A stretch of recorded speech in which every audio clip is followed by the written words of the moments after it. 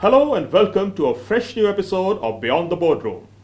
My guest today is someone who has been a serial entrepreneur, a hotelier, an art promoter, and someone who's also involved in charity. Welcome to the show, Kapil Chopra. Thank you, Tejish. Thank you for having me on the show. Always a pleasure.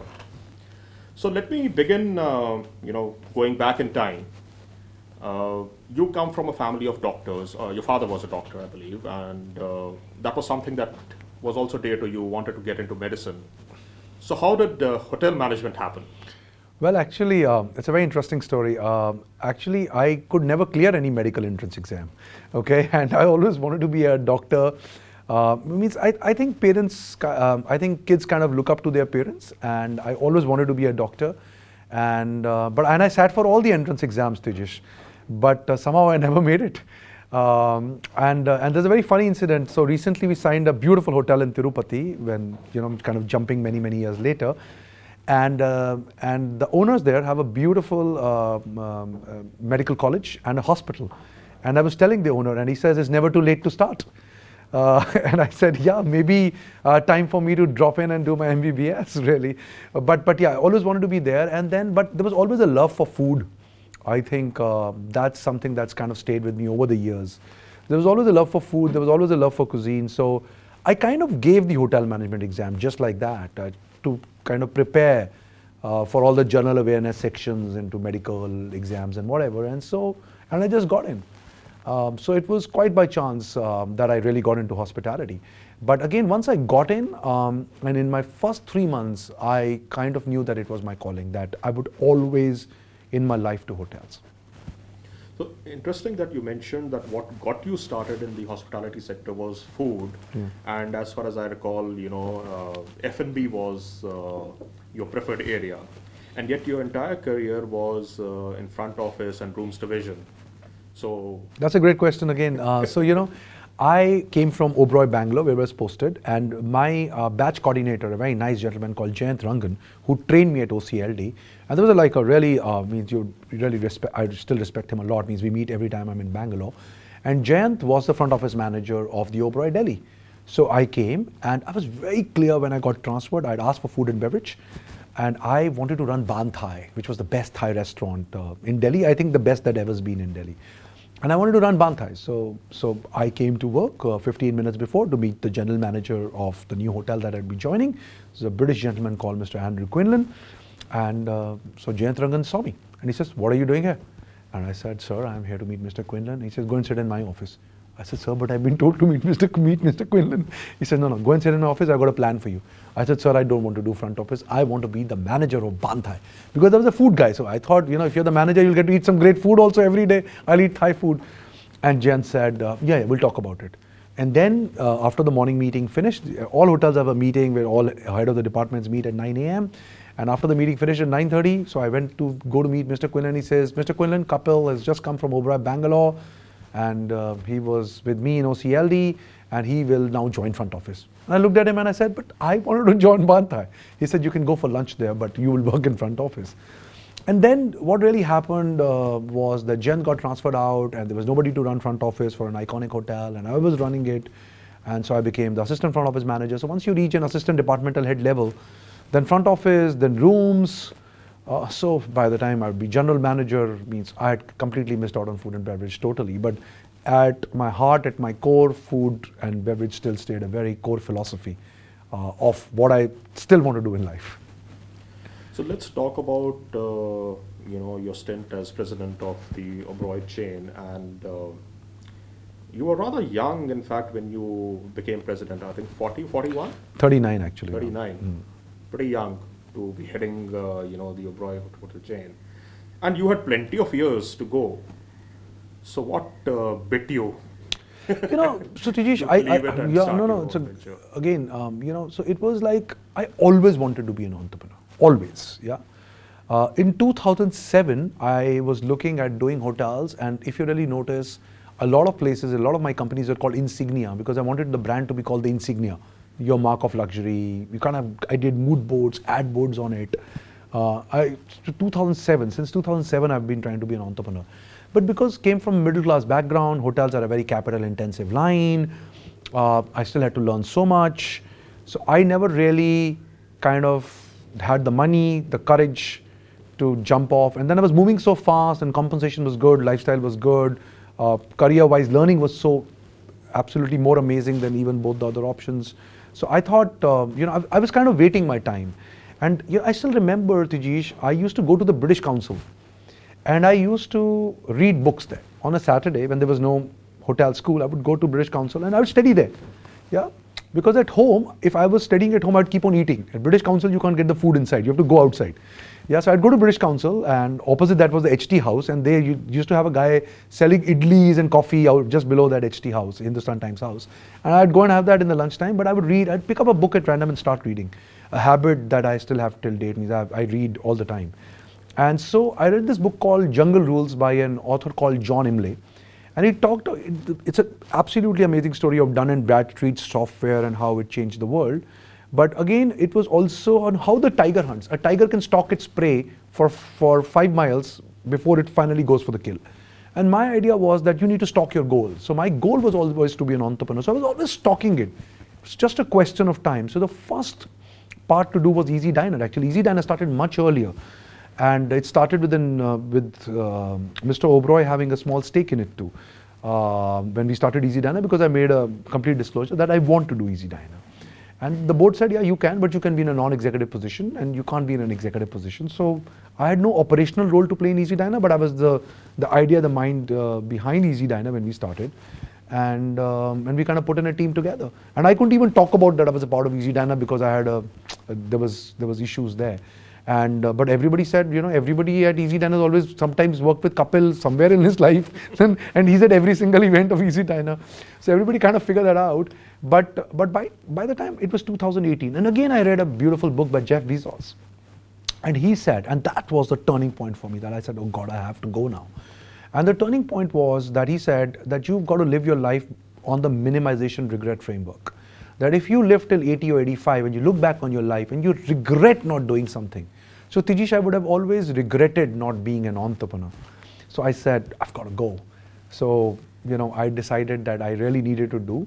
And then there was something very interesting happening in the global landscape. So because I was stalking my goal, and I always tell people who want to be entrepreneurs that it's just not that you wake up one day and say, I'm going to quit my job and do this. It's also about, you need to stalk your goal. I was stalking my goal for a good 11 years before I would take the plunge. And that goal was that the world of global hospitality was changing. So I always say people travel for 2 reasons. They travel for work or they travel for leisure, correct? Let's look at leisure. I believe 3 brands changed the way the world holidays. Not the way the world kind of stays in city hotel, but the way the world holidays. Aman Resorts. Aman said design is everything. That's what their philosophy was. Six Senses, which said wellness is a key part of your hotel, it's everything.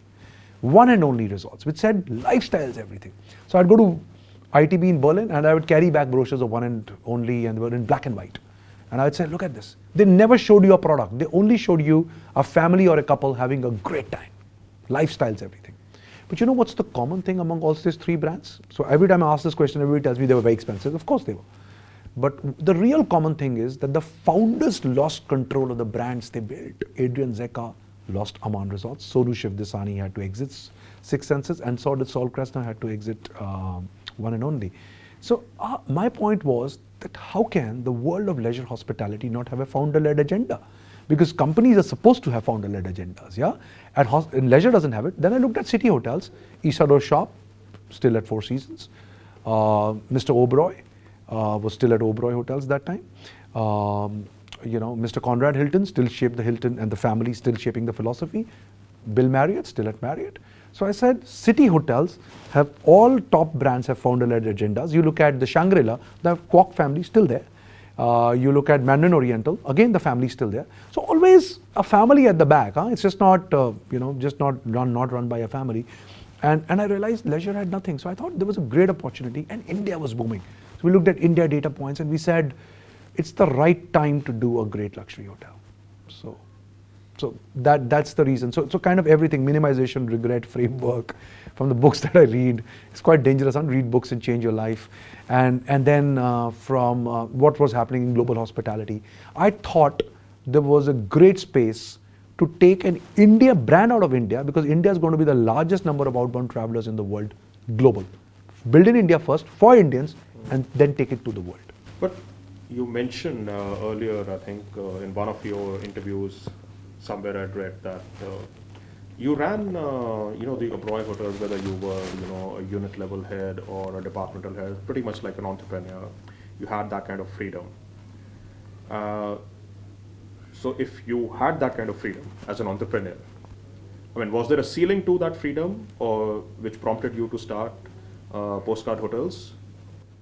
So, it's basically when you try and draw a canvas, and if you already have a canvas and you have to improve on it, you can only do 10 things, yeah? Plus there is a board, okay, means I don't own the company.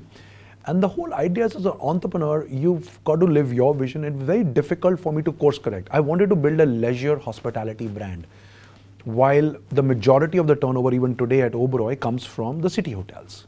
So it would never be a true blue leisure brand. And I really thought the opportunity to build something was bigger.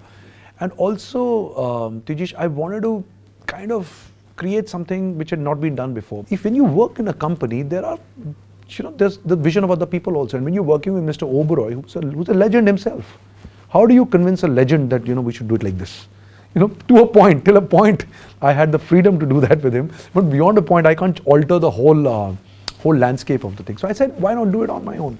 And I always wanted to be an entrepreneur. So that itch was for the last 20 years. So I said, let's do it. Let's take the plunge. Let's build a great hospitality brand. Let's build a great consumer internet company, and what we're doing at EazyDiner. But again, with one key underlying feature, Tejish, which is that the customer service excellence has to be the core of the product. So even if today you would have noticed that if you write to me on Twitter, on EazyDiner, on Postcard, I will always reply. Means I will always 100% reply on every complaint. Last night, 11:30 p.m., somebody's having an ice cream at Gyani's in Moradabad and tags me on Twitter and saying, sir, the payment option is not working. He was called within 2 minutes, and we kind of made sure, and the manager there did not know something, and we kind of trained him through it, and we got it done. Yeah, but that is the core of building a great brand again, I think, on both sides. And if you've taken the pain to reach out to me, I will reply. And also, if you really look at the Postcard Hotel, the most disruptive element, I think, is a service element. Check in anytime you want, check out anytime you want. Everybody said, how will you do it? We're doing it. It's 5 years now. Anytime breakfast. Why should breakfast be served till 10:30? I'm in Goa. I partied till 2. I came back. Why should I wake up at 10:30? I'm not in Goa. I'm on the Postcard on the Arabian Sea. I want to sleep it through because, I'm really tired. And I want to wake up at 2 p.m. And, the point is, hotels at one point, TG, stopped asking a very basic common sense question, that the egg costs the same at 8:30 a.m. and costs the same at 2 p.m. So what's your problem if somebody wants it at 2 p.m.? And why should check-in and check-out be? Think about it. Many years back, check-in, check-out used to be 12 noon. There was one time. Now it's check-out by 12, check-in by 2. Great. You go to Europe, it's check-in, check-out by 11 and check-in by 4. It's now 19 hours, which was 24 hours earlier. So our point is, I remember I did the first press conference, and they asked me a lot of questions, and they said, what if I check in at 12:01 in the night, because the calendar date has changed, and I check out at 11:55 the next day? How many days will you charge me? A normal hotel will charge you 3 days. The night before, the night that you stay, and next day late checkout post 8 p.m. as a full day charge. We will charge you one night. And they said, so you're losing money. It's a bad business case. This is a press conference with 100 people. And I said, I am building for the highest net worth individual. And the challenge there is they have everything in life except time. So if I was doing a budget brand and doing these kind of things, I would have been wiped out, I understand. And honestly, Tejish, 5 years, we haven't had one case of somebody really trying to game it or whatever. People are just busy living their lives. So basically the premium that you're charging for your room nights is taking care of the theoretical room nights lost. No, it's actually there are absolutely no room nights lost, because again I'm giving you in terms of the revenue theoretically. Not really, because again I'm giving you perceived control, that you control your holiday, but it's not really that people are using it. It's not that if people have to go at 10, they'll go at 10. What we are doing is not inconveniencing you. And the premium is because everything that you touch and feel is very, very high quality. 80% of our food is organic. Okay, so India has 128 indigenous varieties of breads. Why are we not proud of them? The French say the wine is from our terroir. Okay, fantastic. The cheese is also from our terroir. You can't call this cheese brie if the milk is not from this region, and you can't call it camembert if it's not from this region. Why are we not proud? Why don't we give the pui in Goa, which is much better than a croissant any day, more healthier also? What about the Mangalore bun at the Maravanthe beach? What about buckwheat pancakes in Bhutan? What about hoppers in Sri Lanka? Every place has a traditional bread. I think we're the first guys who kind of brought it back. We're the first people who brought organic back. An organic wheat bag today does not cost more than 10% than non-organic. So why can't our guests eat clean, sustainable food? I think we're the first brand to question that. Why can't design be a core integral feature of your hotel?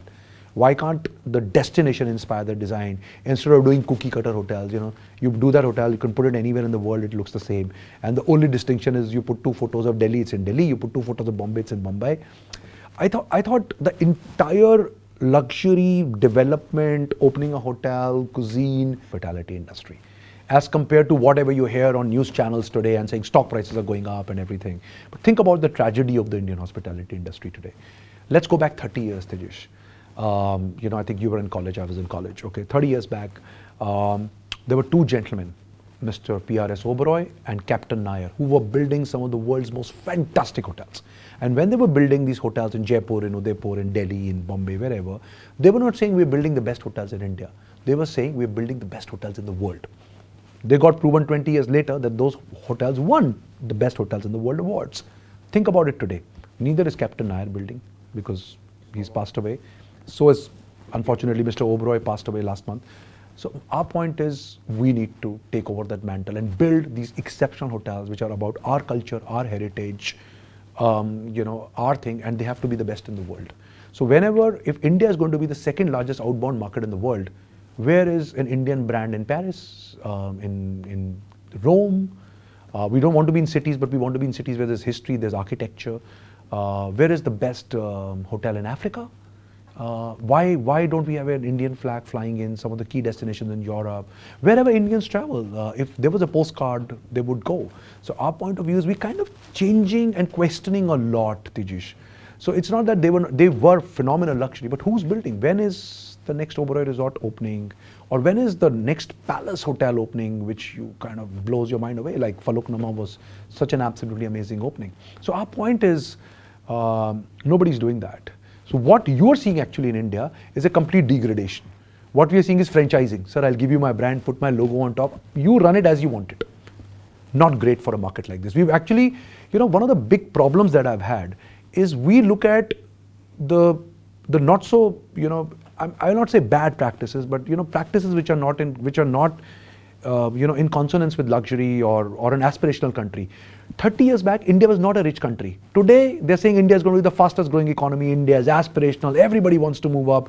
Even your driver wants a better phone. He wants a better house. He wants better education for his children. So in an aspirational India, nobody's building aspirational hotels. That's the tragedy. So everybody says, great time for Indian hospitality, and I'm saying you're looking at it from such a short-term perspective. Let me talk about the second fact on the tragedy of the Indian hospitality industry. When I appeared for a hotel management exam, I think there were maybe 50,000 people who appeared that year, or maybe 25,000, and there were something like 1,000 seats. Tejish, this year, I think 7,000 people appeared for 10,000 seats. So everybody got in. Like everybody got in. Yeah. So earlier on, 1 out of 5 would make it. So what are you doing? You're degrading your talent pool. Why? Because when these kids go into hotel management, industrial training programs, they're paid a measly sum and they're exploited like anything. So their first interaction in the industry is so bad that they leave. Let me give you another great fact, Tejish. EazyDiner hired 200 people from hotel management colleges this year, the highest across any hotel brand. They did not sit for hotel brand interviews, including ours too. It's not that they sat for Postcard and didn't sit for others. They didn't sit for Postcard also. They were so fed up with hotels. So first of all, your talent pool's gone. Okay. Second, that talent pool who still made it doesn't want to work in hotels. So I think out of one of the college numbers that I looked at, 150 students passing out of the batch, only 7 students opted to be in hotels. So what's happening? Indian hospitality has always been about people. It's a talent problem in a very big way, because Indian hospitality is only about people. Yeah, you read our comments also, it's all about the people. How are you going to get great people 10 years down the line if you are not going to solve for people? You're not going to solve for architecture and design. Then the hospitality industry, and I think the problem is we're looking at the short term. We're not looking at a 10-year view. You talk about, a lot about art. You mentioned your hotels being a work of art. You mentioned Picasso as an example. And of course, we know that you're an art promoter, you're a gallerist yourself. How did this interest in art come about? Because what I recall is you're pretty far away from art. Okay, just because I run commercial ventures, you can say that. But again, so actually it was commercial, really, I'll be very honest. So there was an art exhibition happening at the Trident in Gurgaon. And this was done by an ex-Oberoi colleague who used to be there, and her mother was a gallerist, and they did this exhibition. And I saw this work of Jogen Chaudhary called Wounded, which nobody liked except me. And I thought it was an absolutely amazing work, and there was a big art boom that time. So I thought this is a great way to make money too. The people are buying and selling, it's like absolutely amazing and looks good too. So I started buying from that angle, and then I got sucked in. And then when I got sucked in, I realized that the entire market was highly exploitative. Okay, I kind of challenge everything, and so I started writing a blog called India Art Invest. If you're a collector starting a journey, that blog became very popular. And Avik Sarkar, who owns Telegraph, he met me at the Oberoi lobby and says, "Your blog is viral in Calcutta. Everybody talks about it. You're kind of exposing how manipulations happen on price and everything and all. It's amazing. So why don't you start writing for the Telegraph?" So I said, write for you, because I know Avik's very particular. So I started writing the piece for Graffiti, and Paran Balakrishnan was my editor based in Delhi. And Paran actually taught me how to write, because I was just writing anything. He says, no, make it short, sentences need to be short. He's an absolutely amazing editor. I learned to write from him. And then Paran actually, so I used to write a piece and everything. And I remember my vice chairman for Oberoi Hotels used to sit out of Calcutta. And he used to say, all my friends read the column, you should send it before it gets published to me. I'll show my friends. I said, okay. When I would become president, then I had no more time left to write or whatever. I'd give that up. But then I said, what was I doing in the columns, Tejish? I was lamenting a problem, that this is the problem with Indian contemporary art. And I said, why not solve it? Let's open a gallery. Let's solve it. Let's democratize art. Let people choose what they want to do. Because I used to say as a collector, I was always a collector's perspective, never a gallerist's perspective. I still don't see myself as a gallerist. I see myself as an art collector.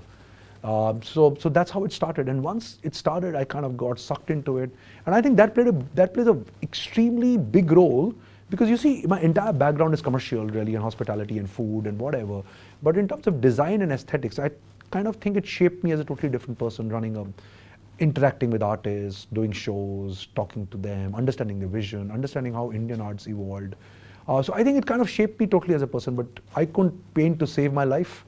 And I couldn't talk about art to save my life if you were to go 10 years back, really. So let's talk about your role as an angel investor, and I believe you have invested in your personal capacity in quite a few ventures. So what was the thought process behind that? So I think, as an entrepreneur, one of the key strengths that you have is your ability to learn all the time. So I thought I was kind of learning from everybody. So I put money into Spotted Cow from Ajri, which is maybe the best cheese in India, by far. I put money into Supernatural. Chef Amit Madhavan, I think, does the best pickles and best chutneys, all from the season. They're all always bringing in a very fresh perspective. Morning Context was journalism. Bombay Banta is, he wants to build the Coke of India in terms of soft beverages. So I thought there was always so much to learn from and kind of write a check everywhere. And it's not about my time constraints, Tejish, because, I really believe angel investing is about being an angel. Really, you can't tell them how are you doing, why can't you do better. That's what the word angel investing. So you've just got to say, whenever you need help, call me. I'm there to help, and I'm there to learn from you too. So I think that's the role. So it's always been an enjoyable part of being a part of journey for so many people. And I haven't exited any of my investments. Look at what Anant is doing with the Moi ice creams. Absolutely amazing again. So all these individuals are absolutely amazing. There's so much to learn. And I think the next 10 years, if you keep on building in for aspirational India, it'll do very well. So invest in, is this company going to be relevant in 2030? But aren't you worried about your investments losing value if you don't keep track? Because, if you want to be an angel investor, you always have to park that amount of money, which first you believe in the entrepreneur, two, you believe in the story, And three, you park that amount of money that even if it goes to zero, it should not impact your financial health personally.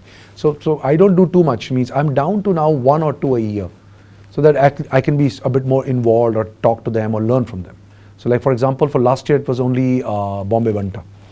I haven't done any more. So actually, you're very right. I actually do only 1 a year now. One of the challenges in India as an entrepreneur that many entrepreneurs face is negotiating the political environment. And you have had experience in your earlier stints, of negotiating that. How critical or how important it is for entrepreneurs to be able to negotiate the political environment, in your opinion? So I think much easier than it used to be. Yeah. Why? Because I think what's really happened is everybody's become development oriented. So every single chief minister that I've met till now has just one question. Kapil, when are you going to open a Postcard Hotel in this state? What is it that you need? And we'll give you clearance within 24 hours. This was not the case 10, 15, 20 years back. And in those days, they used to think they're doing you a favor by giving you a license to operate. It's totally turned around. So I think there's a beautiful turnaround happening across party lines. It's not that only these guys are great and these guys are not. Across party lines. We were very surprised, we were called to Arunachal Bhavan for a meeting for Arunachal Pradesh. We went ready with our presentations. And the first thing we were welcomed with, things, and they said, please come in. And the CM gave us a presentation. And it's only us, it's not a hall. It said, let me present Arunachal to you and why you should be in Arunachal Pradesh. And we nearly fell off. We nearly fell off. We said, what's happening here? So first they presented, they gifted us books and things about Arunachal Pradesh, and then we presented the Postcard Hotel. They saying, we know about you. We want to know when do you want to come to Arunachal. And then when we went to Arunachal, we went and met the Chief Minister, Honorable Chief Minister. But this is the same story in Himachal Pradesh with Mr. Sukhu. Kapil, there are 4 hotels in Goa, the Postcard Hotel. Why is there not even 1 hotel in Himachal? I said, so we're building Mashobra, but Himachal should have 10. So I think we see that across the political spectrum because I think there's a developmental agenda. And also, Tejas, because 80% of our people are from the local environment, I think our training skills are very good. We're able to retrain them and train them much faster. So I think there's a lot of job creation that happens in hospitality. So I think it's a totally, as an entrepreneur today in hospitality, you actually don't need to navigate the political landscape, which you would 10 years or 20 years back. Another project which is very close to your heart and for emotional reasons, I guess, is charity beds in memory of your father, if I am correct. So is that how you're paying tribute to his medical practice? No, it's how I'm paying tribute to me not clearing the medical exam, really. But yeah, of course, it's inspired by him because he ran a clinic at Firozshah Kotla, a clinic which is still open. We still run that clinic. It's not been running now, but we are reopening it pretty soon. And we were running it, we kind of shut it at COVID and then we kind of bring it up again. But the whole demographic of that colony has changed. So it's only doctors staying there. There's no point opening a clinic in the middle of doctors now. But again, see, I think public healthcare in this country is broken. So when a Supreme Court judgment came and there was an activist called Mr. Ashok Agarwal who kind of petitioned the court that EWS beds were not being given to people. And hospitals got land at 1 rupee an acre, so many of them in Delhi. And all they had to do was do this. So we kind of jumped in and said, we will be the bridge between a poor person or an economically weaker section person and the hospitals. So when COVID happened, because for 10 years we were working, and that's why you remember in COVID, only our handle was trusted for real bed information because all the government handles were incorrect. And in fact, we got a call from the Delhi government saying, how do you have this information? Because for 10 years we were working with doctors and ICUs, we knew them. And soon, in fact, actually at the Supreme Court level also, they recognized charity best to say that, if a wrong case was ever filed against a hospital, we would actually tell the hospital, we'll stand with you in the court to say, no, that's a wrong case, that person was not an EWS patient. So we kind of build that level of credibility in the system. But now I'm very happy that a lot of governments, like even the Prime Minister's scheme on healthcare is fantastic, Ayushman Bharat. I think Delhi government scheme on Mohalla clinics is absolutely great. But the Mohalla clinic idea was first seeded by us, really, to say that, healthcare needs to be solved in a different way. Now today everybody has fever, he goes to the emergency department. That's why hospitals are overloaded. If you can form a primary healthcare, tertiary healthcare, secondary healthcare system, it'll really work well. But I think we still need to solve for public healthcare. I believe, Tejas, the biggest problem in India is going to be cancer. Because cancer destroys your home, it'll make sure that your houses are sold, everything is done. Health insurance cover is still not completely done. And, means one of my colleagues, his father has cancer and his bi-weekly bill is 4,28,000. Yeah, so how does a family in India do that? It's a death knell for most of the guys, and that's why commendable work done by Tata Memorial and so many other people in the field of cancer, and totally diverse from the fact. And I say this, sometimes I think about it. At Postcard, we're solving for the richest people in the country, and at Charity Beds, we are solving for the poorest people in the country. And I believe at one day we will do public healthcare, we will do hospitals, and why can't hospitals have a postcard-like experience where, irrespective of how much money you make, you're welcome the same way? Why do you have to wait for 2 hours to see doctors? So I think there's a lot to do in public healthcare. I don't know how I'm going to solve it, Tejish. I have no idea right now, but I'm going to solve it. It's something that we really want to do. We really want to create public healthcare impact at scale. Well, thank you so much, Kapil. Such a pleasure talking to you. Such a pleasure. Thank you. Thank you. So that was Kapil Chopra, founder of EazyDiner and Postcard Resorts and Hotels. We'll be back again with another episode of Beyond the Boardroom.